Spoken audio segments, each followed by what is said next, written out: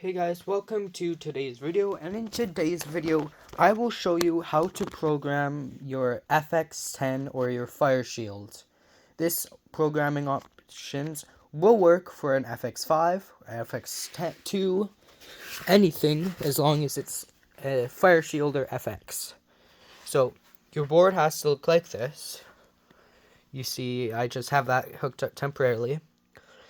By a relay, you gotta find this jumper. It'll look like this.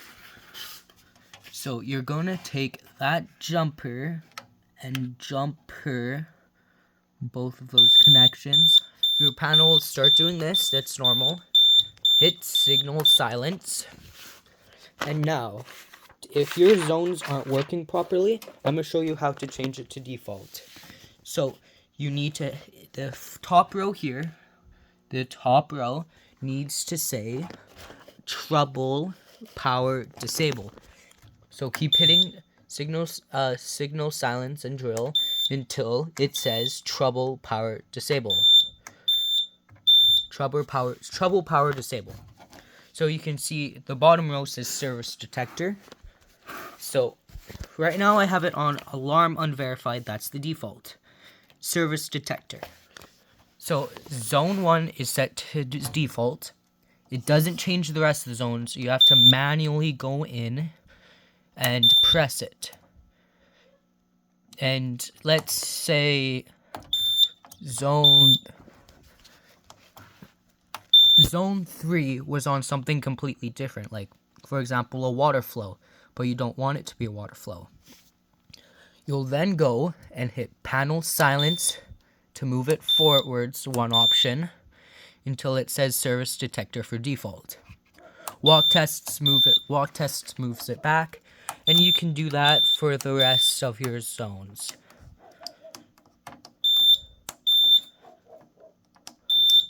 Just do not click the knacks. Okay, so I'll let you see some options here. It goes up to there. Those are all your options. Next, I'll show you how to program the knacks.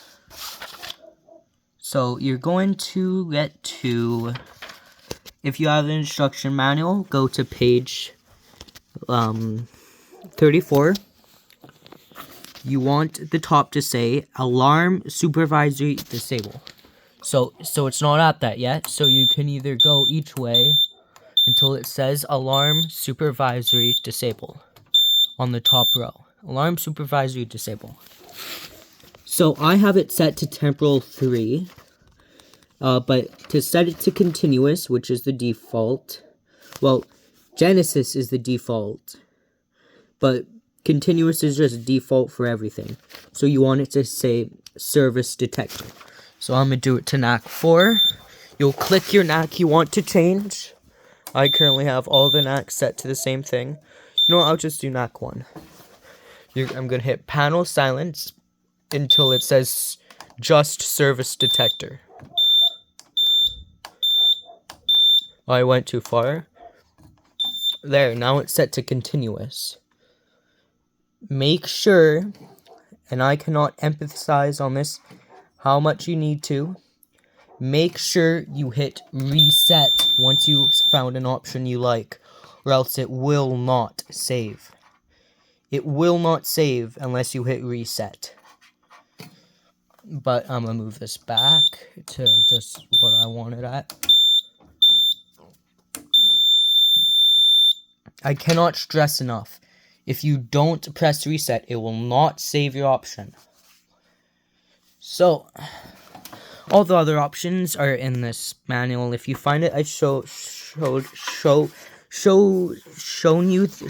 you the basics on this and how to maneuver around. And just exit programming, you just pull the jumper out.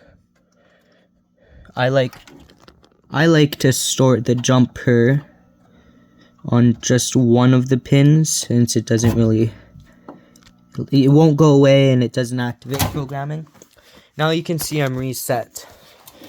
I'm only in trouble because I have no battery. There's 0 battery.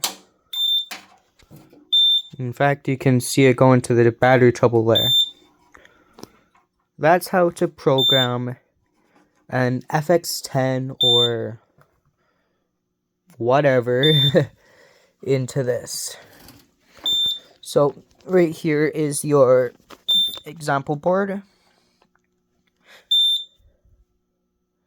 Terminal marking output indicates out signal polarity when the NAC is active. Polarity reverses when the NAC is not active. Normal. Wire notification. Yeah, all that. You can read that. There's a diagram here for typical 4-wire smoke detector. So this is for 4-wire. You see you have your, that's class A. I'm going to do class B example. Okay, this is getting annoying. You see you have your resettable positive and negative going to the positive and negative of your 4-wire devices. Then you have your zones, IDCs, coming out and going to their respective areas. There is possibly 2 transformers for this. I only have 1. That's the panel board there. This that's the resettable positive and negative on here. Up here's your terminal block, C plus, C minus, remote communications bus, your alarm relay, your supervisory relay, your trouble relay. And you know what, that's about it. If you want to test it without connecting a whole thing to it, just get a piece of wire that has metal contacts on both sides and put it across the terminals. Just make sure there's not resistive wire.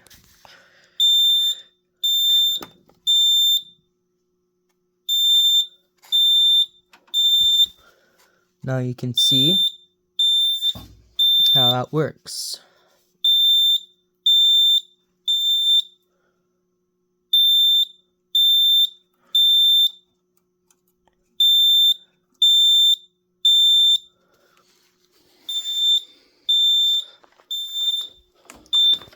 That will be it for today's video.